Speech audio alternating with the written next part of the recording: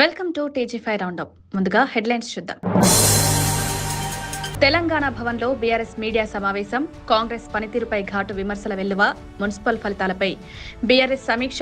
ప్రత్యామ్నాయ శక్తిగా ఎదుగుతామన్న నేతలు. పూలే విగ్రహంపై కవిత కొత్త డిమాండ్. అసెంబ్లీలో విగ్రహం ఏర్పాటు చేయాలన్న పిలుపు. బీసీల సాధికారతపై ప్రభుత్వానికి ప్రశ్నలు. సామాజిక న్యాయం పట్ల నిబద్ధత చూపాలన్న సూచన. మైత్రివనం చౌరస్తాలో అగ్ని ప్రమాదం కలకలం. షార్ట్ సర్క్యూట్ కారణంగా మంటలు. ఫైర్ సిబ్బంది సకాలంలో అదుపు. ప్రాణనష్టం లేకుండా తప్పిన ప్రమాదం. నెహ్రూ జూ పార్కులో జంతు దత్తత కార్యక్రమం. వన్యప్రాణుల సంరక్షణపై అవగాహన పెంపు. జంతువులను దత్తత తీసుకునే అవకాశం. ప్రకృతి పరిరక్షణకు ప్రజల భాగస్వామ్యం.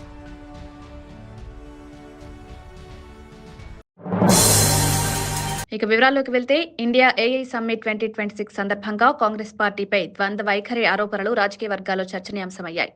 ఒకవైపు తెలంగాణ సీఎం రేవంత్ రెడ్డి సమ్మిట్లో పాల్గొని కేంద్ర ప్రభుత్వాన్ని ప్రశంసిస్తూ కార్యక్రమాన్ని అద్భుతమని అభివర్ణించగా, అదే సమయంలో యూత్ కాంగ్రెస్ కార్యకర్తలు కేంద్ర ప్రభుత్వానికి వ్యతిరేకంగా అర్ధనగ్న నిరసన చేపట్టడం వివాదాస్పదంగా మారింది. సీఎం ప్రసంగం జరుగుతున్న వేళ నిరసన ప్రదర్శించడం పార్టీ అంతర్గత వైఖరిపై ప్రశ్నలు లేవనెత్తాయి. ప్రతిపక్షాలు కాంగ్రెస్ నాయకత్వాన్ని విమర్శిస్తూ ఒకే వేదికపై విభిన్న సందేశాలు ఇవ్వడం ప్రజల్లో గందరగోళం సృష్టిస్తుందని ఆరోపించాయి. కాంగ్రెస్ నేతలు మాత్రం ప్రజాస్వామ్య హక్కుల పరిరక్షణలో భాగంగానే ఈ నిరసన జరిగిందని వివరణ ఇచ్చారు. Vaccines and internet changed our lives.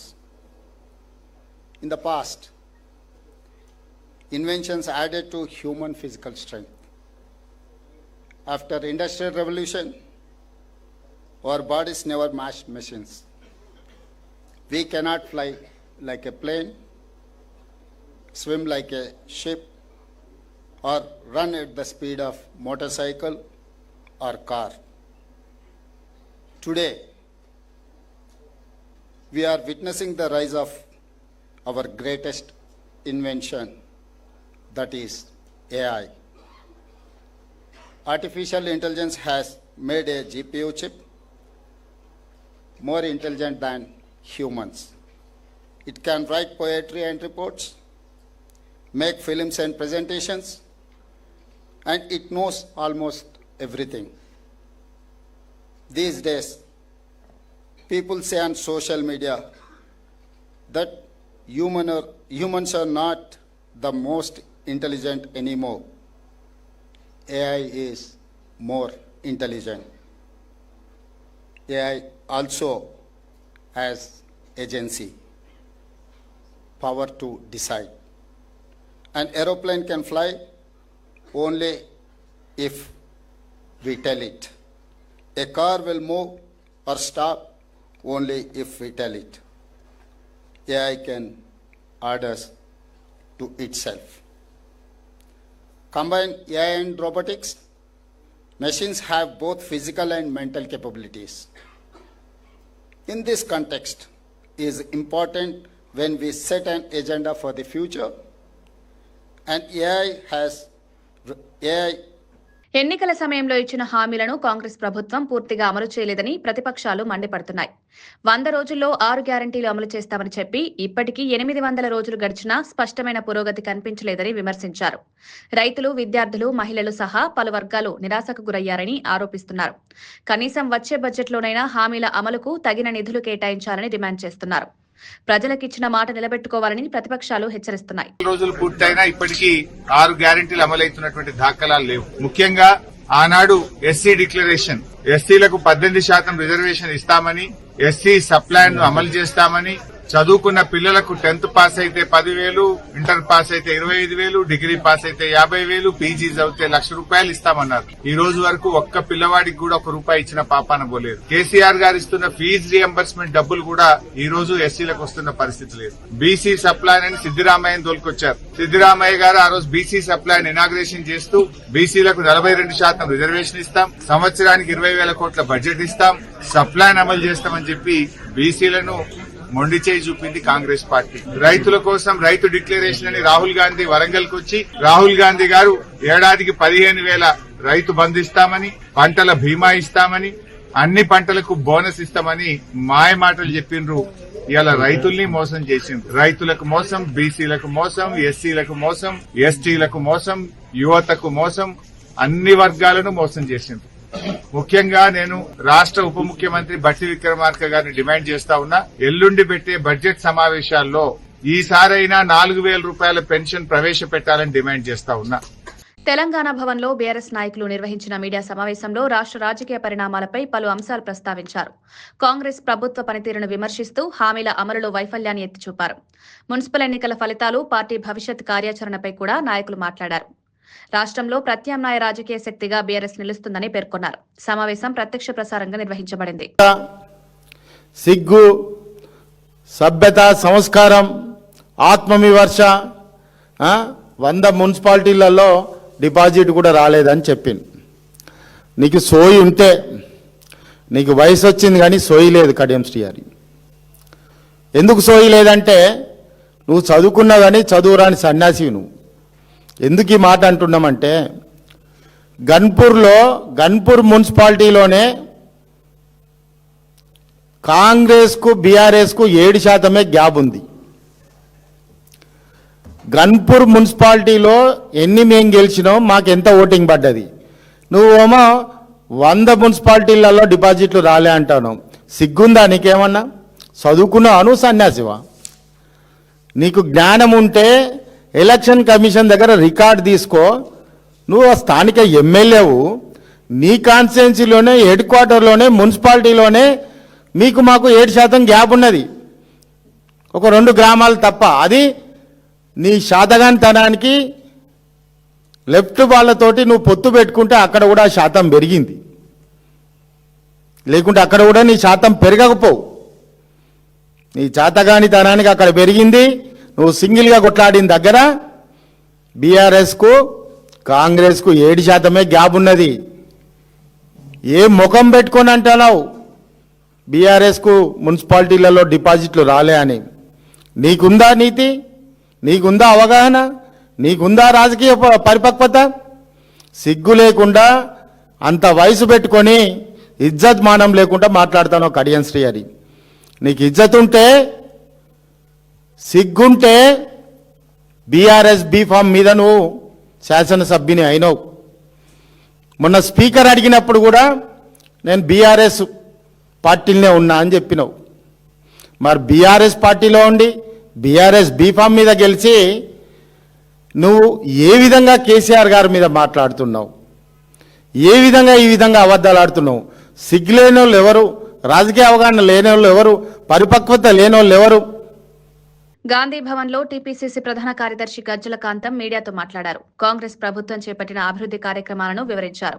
ప్రతిపక్షాల ఆరోపణలను ఖండిస్తూ హామీల అమలులో పురోగతి ఉందని తెలిపారు. పార్టీ బలోపేతానికి తీసుకుంటున్న చర్యలను వివరించారు. మున్సిపల్ ఎన్నికల్లో వచ్చిన ఫలితాలు ప్రభుత్వంపై ప్రజల నమ్మకానికి నిదర్శనమన్నారు. ప్రజా సంక్షేమమే కాంగ్రెస్ లక్ష్యమని స్పష్టం చేశారు. ఇది స్వయంగా నేను అనే మాట కాదు, కేసీఆర్ బిడ్డ కవిత గారు కూడా ఈ మాట మాట్లాడుతుంది. కేసీఆర్ సొంత బిడ్డ మాట్లాడుతున్న మాటలు.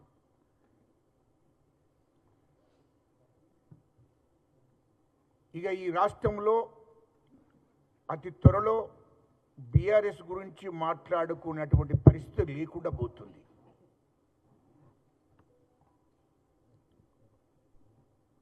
ఎందుకంటే మొన్నటి ఎలక్షన్లో చూశారు, వరుసగా వస్తున్నటువంటి ఎన్నికలు కూడా తెలంగాణ ప్రజలు కేసీఆర్ దొరకు, కేటీఆర్ దొరకు, హరీష్ రావు దొరకు తగిన గుణపాఠం చెప్పారు. టోటల్గా చూస్తే కేసీఆర్ కుటుంబానికి తగిన గుణపాఠం చెప్పుకుంటూ వస్తున్నారు తెలంగాణ ప్రజలు. 2023లో జరిగినటువంటి అసెంబ్లీ ఎన్నికల్లో బీఆర్ఎస్ పార్టీని భూస్థాపితం చేసిండు తెలంగాణ ప్రజలు. వరుసగా మళ్ళీ పార్లమెంట్ ఎన్నికల్లో తెలంగాణ ప్రజలు బీఆర్ఎస్ను పొందబెట్టారు. డిపాజిట్లు దక్కుండా అయిపోయింది పార్లమెంట్ ఎలక్షన్లో. తర్వాత ఎమ్మెల్సీ ఎలక్షన్లో కూడా అసలు బీఆర్ఎస్ పార్టీ అడ్రస్ లేకుండా పోయింది. ఆ తర్వాత జూబ్లీహిల్స్ ఎన్నికల్లో బీఆర్ఎస్ను ఓటమి పాలు చేసినారు ఆ జూబ్లీహిల్స్ కాన్స్టిట్యూన్సీ ప్రజలు. కంటోన్మెంట్ ప్రజలు కూడా మరి బీఆర్ఎస్ లేకుండా చేశారు. సర్పంచ్ ఎన్నికల్లో కూడా తెలంగాణ ప్రజలు మరి కాంగ్రెస్కి పట్టం కట్టారు, బీఆర్ఎస్ను పొందబెట్టారు. మున్సిపల్ ఎన్నికల్లో కూడా మరి బాగా ఎగిసిపడ్డాడు కేటీఆర్, హరీష్ రావు. ఏమైంది? చెప్పుకుందామంటే కూడా అడ్రస్ లేనటువంటి బీఆర్ఎస్ కనుమరుగైపోయింది మున్సిపల్ ఎన్నికల్లో. తెలంగాణ ప్రజలు కాంగ్రెస్ పార్టీకి పట్టం కట్టారు.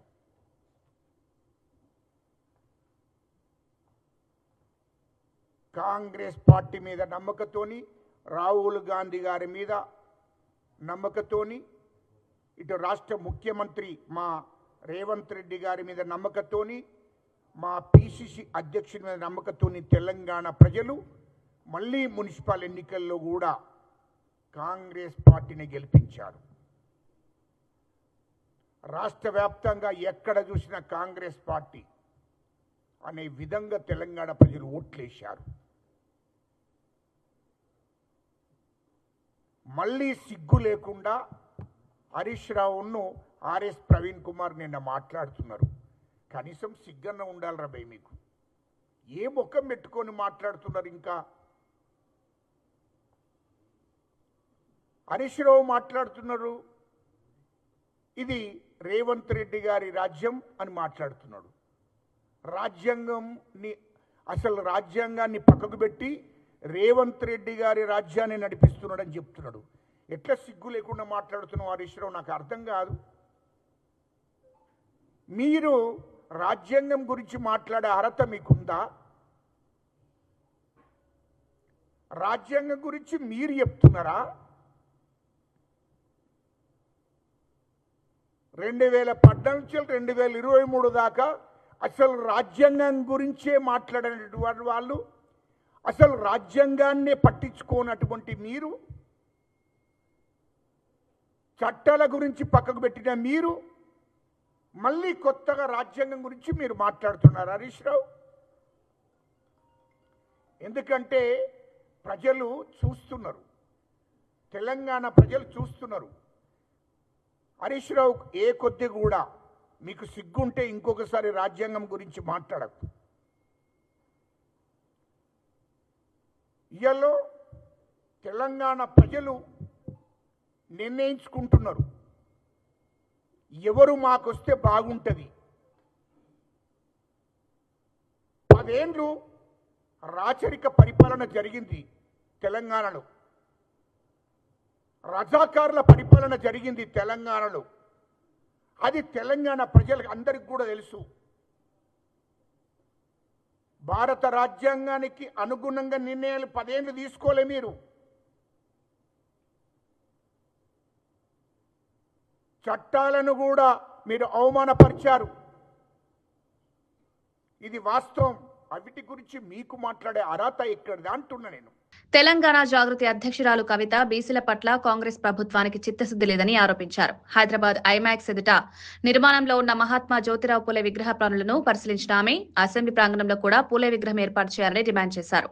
బీసీల సాధికారతకు స్పష్టమైన విధానాలు ప్రకటించాలని కోరారు. సమానత్వం, విద్య, సామాజిక సంస్కరణల పట్ల ప్రభుత్వం నిబద్ధత చూపాలని పేర్కొన్నారు. పరీక్షలున్నా సరే, ఎండలున్నా సరే, ఏమున్నా సరే ఎన్నికలు పెట్టుకుంటూ పోతాం మేమని చెప్పి కాంగ్రెస్ ప్రభుత్వం ఏదైతే తొందరపాటు వైఖరిని ప్రదర్శిస్తా ఉందో, మరి ఈ తొందరపాటు అంతా కూడా బీసీలకు రిజర్వేషన్లు దక్కకుండా చేసేటటువంటి తొందరపాటే అని చెప్పి మేము బలంగా నమ్ముతా ఉన్నాం. ఇది కరెక్ట్ కాదు. మీరు మేనిఫెస్టోలో పెట్టారు, అసెంబ్లీలో బిల్లు పెట్టారు. దీన్ని సంపూర్ణంగా అయ్యేంత వరకు కూడా మరి రాబోయే బడ్జెట్ సెషన్ లో బీసీలకు మీరు మేనిఫెస్టోలో పెట్టిన విధంగా 20,000 కోట్లను ఇవ్వాలని చెప్పి నేను డిమాండ్ చేస్తా ఉన్నాను. ప్రముఖ సినీ నటి త్రిష తిరుమల శ్రీవారిని దర్శించుకున్నారు. తెల్లవారుజామున జరిగిన ప్రత్యేక దర్శనంలో పాల్గొని స్వామివారికి మొక్కులు చెల్లించారు. ఆలయ అధికారులు ఆమెకు సంప్రదాయ స్వాగతం పలికి తీర్థప్రసాదాలు అందజేశారు. భద్రతా ఏర్పాట్ల మధ్య దర్శనం ప్రశాంతంగా పూర్తయింది. త్రిష తరచూ తిరుమలను సందర్శిస్తూ భక్తిభావాన్ని వ్యక్తపరుస్తుంటారు. సినీ ప్రముఖులు స్వామివారి దర్శనానికి రావడం భక్తుల్లో మరింత ఉత్సాహాన్ని కలిగిస్తోంది. ఆలయ అధికారులు భక్తులకు ఎలాంటి ఇబ్బందులు లేకుండా దర్శన ఏర్పాటు చేసినట్లు తెలిపారు. బస్ అడ్డ దేవాస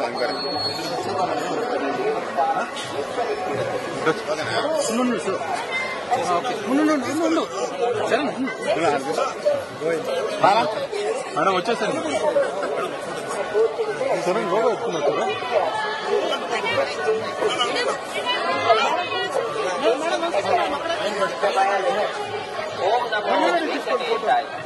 ತಿರುಮಲ ಕ್ಷೇತ್ರದಲ್ಲಿ ರಾಜಕೀಯ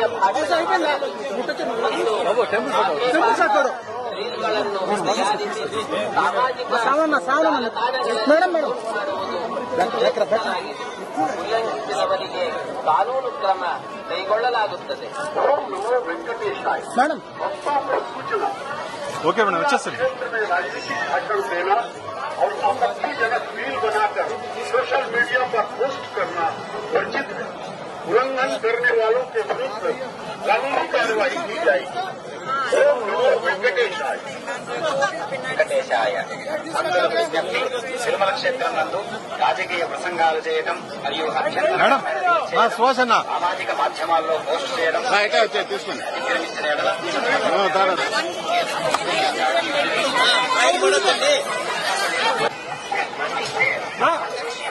యాదాద్రి శ్రీ లక్ష్మీ నరసింహస్వామి బ్రహ్మోత్సవాలు వైభవంగా కొనసాగుతున్నాయి. ఉత్సవాల్లో భాగంగా 3వ రోజు స్వామివారు మత్స్యావతారంలో భక్తులకు దర్శనమిచ్చారు. లక్ష్మీ సమేత నరసింహుడికి వేద పారాయణాలు, ప్రత్యేక పూజలు నిర్వహించారు. ఆలయ ప్రాంగణం భక్తిరసంతో మారుమోగింది. ఉత్సవాల సందర్భంగా భక్తులకు అన్నప్రసాద వితరణ సదుపాయాలు ఏర్పాటు చేశారు. ఈ బ్రహ్మోత్సవాలు యాదాద్రి ఆలయానికి ప్రత్యేక గుర్తింపుగా నిలుస్తున్నాయి.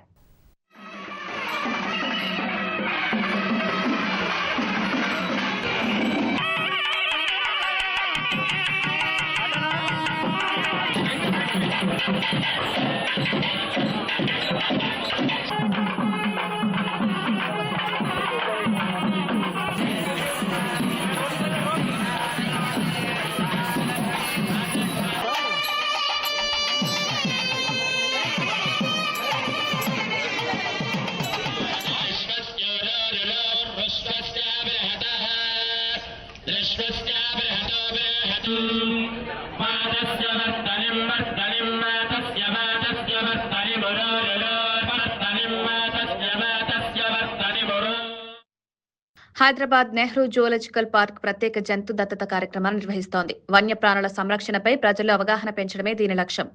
మాట్లాడలేని జంతువుల పట్ల ప్రేమ, బాధ్యత చూపించాలని నిర్వాహకులు తెలిపారు. వ్యక్తులు, సంస్థలు జంతువులను దత్తత తీసుకుని వాటి ఆహారం, సంరక్షణ ఖర్చులను భరించే అవకాశం ఉంది. విద్యార్థులు, కుటుంబాలు ఈ కార్యక్రమంపై ఆసక్తి చూపుతున్నాయి. వన్యప్రాణుల రక్షణ ప్రతి ఒక్కరి బాధ్యత అని సందేశమిస్తోంది.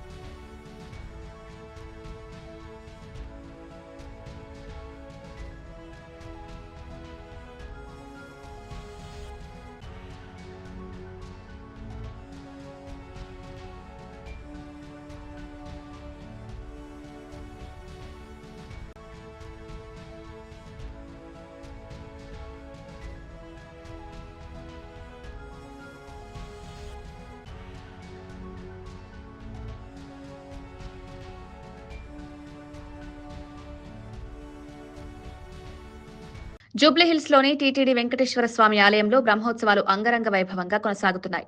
శ్రీదేవి భూదేవి సమేతంగా స్వామివారు తిరుమాఢ వీధుల్లో విహరించగా భక్తులు గోవింద నామస్మరణలతో ఆలయ పరిసరాలను మార్మోగించారు. వేద మంత్రోచ్చారణల మధ్య ప్రత్యేక పూజలు, అర్చనలు నిర్వహించారు. కోలాటాలు, సాంప్రదాయ నృత్య ప్రదర్శనలు ఉత్సవాలకు మరింత శోభను చేకూర్చాయి. పుష్పాలంకరణలతో దేవాలయం కలకల్లాడుతూ ఆధ్యాత్మిక వాతావరణాన్ని సృష్టించింది. వేలాది మంది భక్తులు పాల్గొని స్వామివారి దర్శనం చేసుకున్నారు. ఉత్సవాల సందర్భంగా భక్తులకు అన్నప్రసాద వితరణ, తాగునీటి సౌకర్యాలు, కట్టుదిట్టమైన భద్రతా ఏర్పాట్లు చేశారు.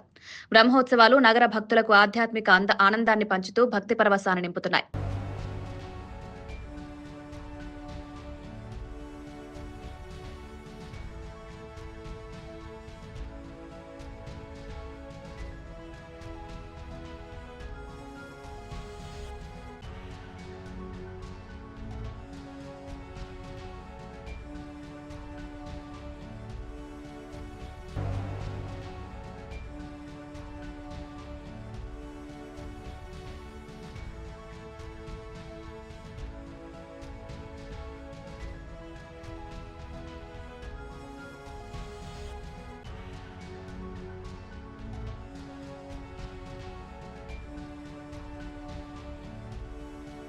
హైదరాబాద్ అమీర్పేట్ మైత్రివనం చౌరస్తాలోని ఓ భవనంలో విద్యుత్ షార్ట్ సర్క్యూట్ కారణంగా అగ్ని ప్రమాదం జరిగింది. గ్రౌండ్ ఫ్లోర్ లో చెలరేగిన మంటలను వెంటనే గుర్తించారు. ఫైర్ సిబ్బంది సకాలంలో స్పందించి మంటలను అదుపులోకి తీసుకొచ్చారు. ఎటువంటి ప్రాణనష్టం జరగలేదని, సకాలంలో చర్యలు తీసుకోవడంతో పెను ప్రమాదం తప్పింది. భవన భద్రతా ప్రమాణాలపై సమీక్ష కొనసాగుతోంది. ప్రజలు అప్రమత్తంగా ఉండాలని అధికారులు సూచించారు.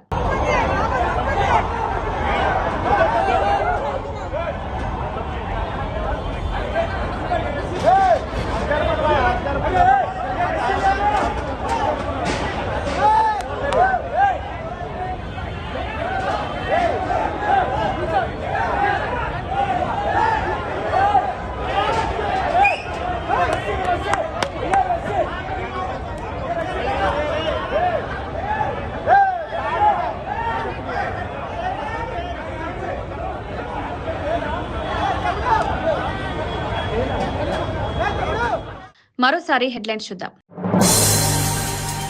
తెలంగాణ భవన్లో బీఆర్ఎస్ మీడియా సమావేశం. కాంగ్రెస్ పనితీరుపై ఘాటు విమర్శల వెల్లువ. మున్సిపల్ ఫలితాలపై బీఆర్ఎస్ సమీక్ష. ప్రత్యామ్నాయ శక్తిగా ఎదుగుతామన్న నేతలు. పూలే విగ్రహంపై కవిత కొత్త డిమాండ్.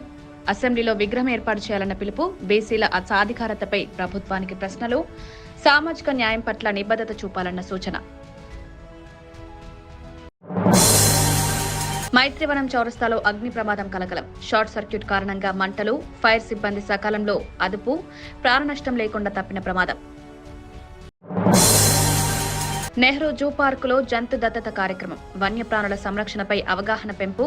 జంతువులను దత్తత తీసుకునే అవకాశం. ప్రకృతి పరిరక్షణకు ప్రజల భాగస్వామ్యం.